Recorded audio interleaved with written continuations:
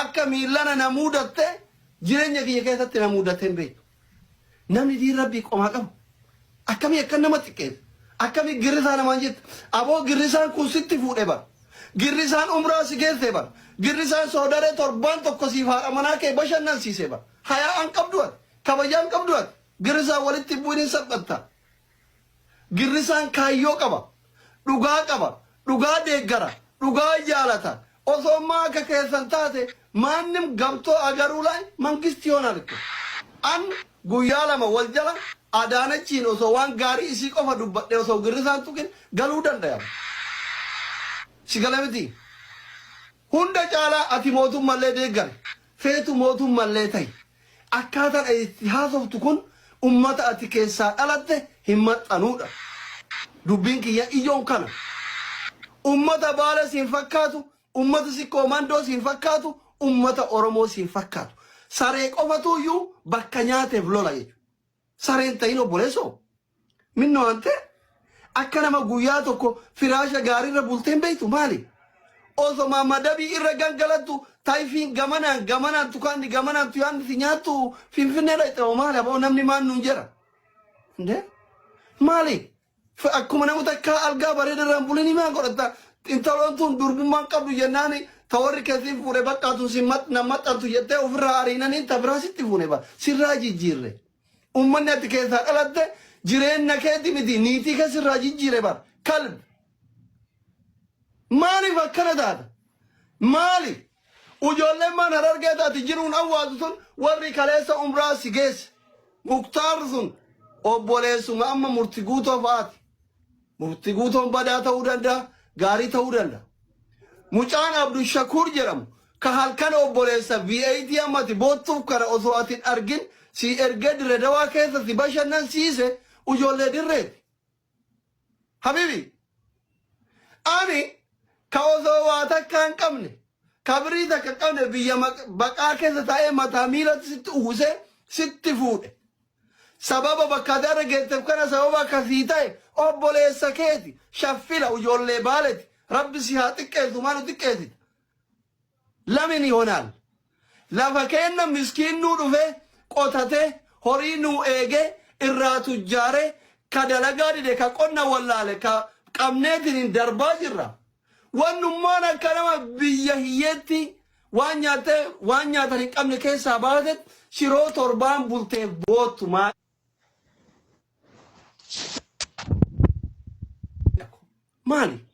Aannan mama wata dirra maal goota aannan harka lamaan elmanii idee qoraatanii dhuganii barbaadetti bishaan yoo gaafatte ganda dhalatetti aannan ideen jala teette dhuyda nyaata ati nu garsiiftu san si galee yoo feete gabataa keessa yoo feete qorii keessa yoo feete jaayii keessa harka atitti rarattee utubatti si hidhanii akkatti nyaatta bar Oromiyaa keessa dachii quufa dachiin nama jahaatamaan akka nama sadaqaa mootummaa raashina mootummaa fudhatuutitti gabataa tokkocha keessa namni jahatamni nyaatu Baalee malee jira takka dirree sheekanaa Huseen dhayxeen beeytuati gowwa maal akka waan nama biyya barri itti bu'e irraa dhufe midhaaniif boo'e kun baktiin rabbina haa nyaatudha wallaahi Baaleetti jechuu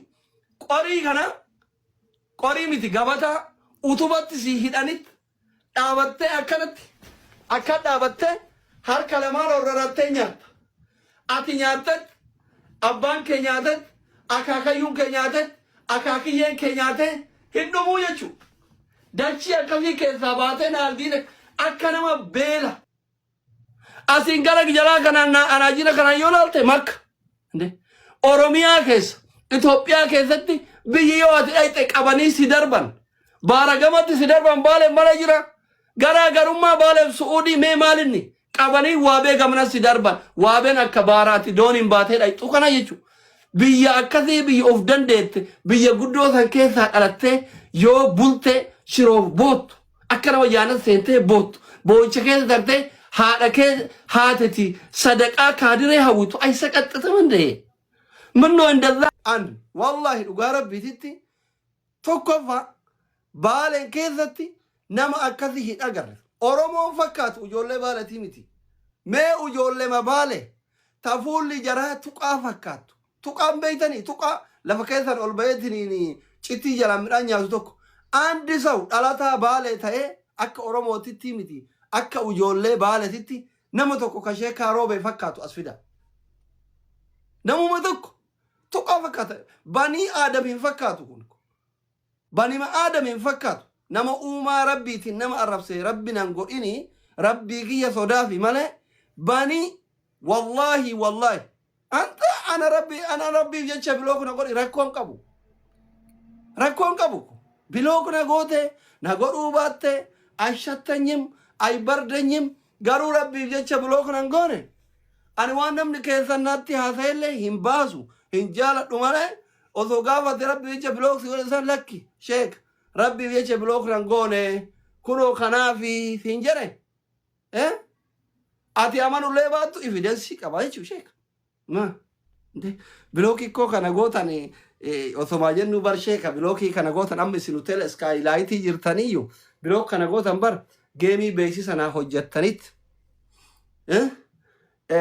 Ustaaz Mahammad Bayaanii wajji geemiin Ustaaz Mahammad Bayaan haraama jedhet isin hallaalchitanii keessannatti dhuftanii beeksisallee si hojjedhe geemii keellee Mahammad Bayaan faanti haraama jennaan an halaala jedhe waan kiyya naa kafalii jennaan waan beeksisa akkuma dhengadda anaaf Mahammad Nuur beeksisa 500 wal dhabne beeksisa naa beeksisa irratti gatii wal dhabneetiniin fooloon irraa deeffatte malee yoon biloo kana goote soba dhaqii inboksii kee ilaali wushaa wallahi akkana rabbi addunyaa akiraa naa hongeessu fooloo saniif narraa deeffate dhugaa narraa deeffate beeksisa naa beeksisee fi geemii naa hallalche irratti gatii walii galuu dinne humna kiyyaa ol natti qabate jechuudha. Maanan ayaatota kanaa feemasiif warra biizinasaatii hin gala gatii inni beeksisa naa hojjetee fi geemii halaala goree sababaa kiyya Mahammad Bayaanin hadiisa daliila da'iifa fi kaan walitti fidan gatii wal baasuu dide isinii galee kanaa miti soboo jettani akkanaa isin garsiisuu danda'a jechuudha. Isin garsiisuu danda'a. Silkii bira of biraan qabu asirra yookaan immoo tiktookiin adaba. Keessaa ishee kanuu qannasaa kaa anuu haganan arganne lakki hagana malee naan baasuu kana yoo an soba sirra kaa'e kuno ani ati inboksii kiyyaaf keechee godhi waan walii barreessin ilaali na saaxili jechuudha angassi fida. Isi ka miseejii waasaappii ka tiktookii keessatti kun kanarratti ka fooloo walirraa kaafan gatii walii galuu dadhabne isin qallabuu dadhabetti qallaba takka. Sheekaa roobee itti fuunet namaan qixxeessinet san qofa dhoobsisaa obboleessa keenya jennet 60 dhoobsifne san bira tari 15 soodaree Assalaamu alaikum warahmatullaahi wabarakaatu. Kabajamtoota fi jaalatamtoota daawwattoota hordoftoota YouTube channel kee jalatti argamtan jirtu hundi keessanuu alaa fi keessaa xiqqaa guddaa amantii kutaa ganda osoo hin jenne hundi keessanuu baga jiraattan isiniin jedha faamilii kiyya warroonni wanta birallee shama argamuun isiniin jedhee jira kan haroo dhuftanillee baga nagaan gamu YouTube channel kiyya dhuftanii YouTube channel kiyya isinitti tola seenaa like share commentii godha. Subscribe godha maatii YouTube channel kana ta'a isiniin jedha kan durallee like share godha. Egaa hordoftoota kiyya viidiyoon kiyya akkuma jalqaba irratti dhaggeeffattan kana waa'ee waldhabbii TikTok irraati jechuudha. Waldhabbii TikTok irraa Dr. Aslii fi Sheek Roobee walitti bu'uun beekamanii kun miidiyaa kanarratti jechuudha. Guyyaa har'aa viidiyoon hedduu faca'aa jira jechuudha. Maaltu maal ta'e maaltu bade kan Dr. Asliin Sheek Roobee waan jechaa waan takka ittiin hambisne jechuudha. Wallahi namni osoo miidiyaa kanarra wal fadda'uu baate osoo waliif obsee osoo waliif waa dhoysee baay'ee tokko bareeda. Miidiyaarra wal fadda'uun sirrii miti. Haamilee walii wal cabsuun sirrii miti. Osoo duruma keessa walii galanii wanni miidiyaarra bahe immoo ajandaan namarraan dhaabbatu maqaan namaa takka miidiyaa kanarra bade taanaan hin tolu jechuudha. Dhiifamaanii jecha kee keessatti wanti yoo dogongorrillee faamilii kiyya wallahi namni Rabbiin fayyaa nuu kennee hunduma keessanuu faamilii kiyya kan dhiiraa, kan dhalaa, kan xiqqaa, kan guddaa hunduma keessaniiyyuu aamiin jedha. Guyyaan har'aa kamisa galgala du'aa inti isinitti haamaxxantu isiniin jedha. Warra na dhageettanii du'aa tiyya tana aamiin jettanii rabbiin hunda keenya fuula rabbii malee fuula namaa nun dhaabin. Nu rakkisee fuula namaa nun dhaabin yaa rabbii kiyya. Hangan addunyaa tanarra jiru fuula kee malee fuula ilma namaa yaa rabbi nun dhaabin. Namni maaliif jettee yoo jettanii hunduma keessanuu anas isinillee rabbiin haajaa muraada nu haa guutu, fayyaa nu haa kennu, umrii nu haa dheeressu. Nama harka ofii ganaa kanaan dalagatee nyaatee jiraatu rabbi nu haa taasisu. Fuula namaa yaa rabbi ati nun dhaabin. Homa kamiinuu yaa rabbi fuula namaa nun dhaabin. Nama si kadhatee waan kadhate hunda sirraa argatee sirraa milkaa'ee sirraa gammadee jiraatu yaa rabbi nu taasisi. Rabbiin hunduma keessaniif fayyaa isinii haa kennu. Fayyaan faayaa. Qabeenyi isa awwalaa dursi fayyaadha jechuudha. Fayyaa yoo jiraate qabeenya kanallee harkuma namaa kanatti dalagee fida jechuudha. Rabbiin fayyaa nun dhibinu jedhanii nu dhibinu fayyisi jedhanii rabbiin fayyaa bareedduu umrii dheertuu jireenya barakaa jireenya raahaa jireenya aara galfii rabbi nu haa kennu. Yoomuu rabbii kenna du'aa'ee kadhatu hin dagatina. Allahumma amiin yaa rabbal aalamiin. Egaa faamilii kiyya maaliif jedhe beeytu rabbiin fuula namaa nun dhaabinii wanti an jedheefi waan doktor Asliin dubbatu kana xiinxalaa caqasaame jalqabarraa caqasaati waan inni hanga ammaa haasa'u kana caqasaa jalqabarraa.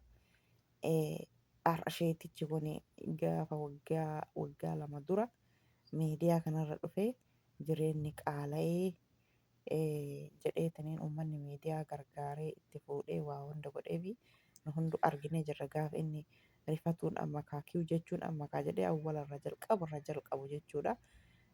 Gabbarri qaala'ee gabbarra qannasaa gizee inni jedhurraa waggaa lama dura jechuudha. Erga miidiyaa kanarra dhufee achirraa itti fuunee maalii goonee jedhaa jira amma Dr. Asliin dhugaadhaa gargaaranii itti fuudhanii wanni amma kana hundaa fide maali girrisaa jedhee ummata miidiyaa tuqee namni ummata miidiyaa tuqee akkana ta'a jedhee Dr. Asliin irraa dubbataa jira. Maaliifii namni kun kaleessa osoo rabbii ofii kaaliqa ofii kadhatee nama kadhachuu baatee hangana hin jedhamuuni jechuudha ustaaza kanaan. Sheeka Roobee jechuudha. Har'a kunoo kadhattu kalee kadhattee jaartii sitti fuunee jaartii tanti sodaree sii geessinee jaartiin tuunnaan taane jennaan sitti fuunee wallaahi namni kun gaafa tokko yoo waa namaa godhe miidiyaa kanarratti haga fedhanillee yoo turan waan namaa godhe san ittiin nama quuxessuun isaa hin hafu jechuudha. Ittiin nama quuxessuun isaa hin hafu. Kanaafuu rabbiin abadan fuula ilma namaa nun dhaabin. Fuula rahmaanii malee yaa rabbii kiyya fuula kan kee malee abadan fuula mahluuqaa nun dhaabin yaa rabbii kiyya. Wallaahi rabbii ofiititti garagalanii rabbii ofii yoo kadhatan rabbiin abbaa ofii fedhe namaa laaffisa. Riskii ofii fedhe namaa tumsa. Kanaafuu osoo wanni fedhe galee kaaliqoo rahmaaniin kadhadhaa malee fayyallee yoo taate rakkoo maallaqallee yoo taate rakkoo makamoo yoo taate rabbiin kadhadhaa malee wallaahi ilma namaa kadhatin fuulduree ilma namaa hin dhaabbatina. Ilma namaa fuuldura dhaabbattee waan kadhatte gaafa tokko ittiin si xiqqeessa gaafa tokko haamilee kan kee ittiin si cabsa jechuudha. Akka itti haamilee kan kee ol kaaftee nama san afuu deemtee nama san afuu dubbattuun hin qabdu jechuudha. Maaliif ilmeelee kan kee godhaa kaleessii godhan saniin si quuxessanii jechuudha. Har'a isheen kun osoo kalee akkas ta'uu baate har'a kan akkana goonee jedhee irraan dubbatu Dr. Asliin. Amma beekan wallaalan xiqqaan guddaan laayivirra olii gadi oofee ol garagalchee irraa haasaa kalas uummanni miidiyaa ajandaa barbaada. Ajandaa. Eessumaan ajandaa finnee irraa haasofnaa. Eessumaan ajandaa nama wal arrabsuu nama wal xiqqeessuu eessumaa finnee suuraa garagalchinee irraa haasofnaa waan barbaadu. Kanaafuu maqaan namaa takka miidiyaa kanarra bade taanan abadan hin tolu. Abadan hin tolu rabbummaan nama haa tolchu malee hin tolu jechuudha. Ka beekus kan beeknes xiqqallee guddallee kanuma laayivii irra haasaa jechuudha. Ji'a guutuu har'a mucattii Dr. Biiftuu isiniin jedha san akka gaafa isiin birrii hatti jedhanii suuraa isii ol kaasanii gaggaasanii laayivii irraa ta'anii haga ilaan tana haga har'aan tana waa'ee isii haasa'uu hin dhiifne jechuudha. Akkasuma namni kamuu kan miidiyaa irratti waa xiqqooma rakkoo ittiin agarre miidiyaa irra bahee taanaan edmee likkii kalaas salphina nama sanittu haasa'amaa jechuudha.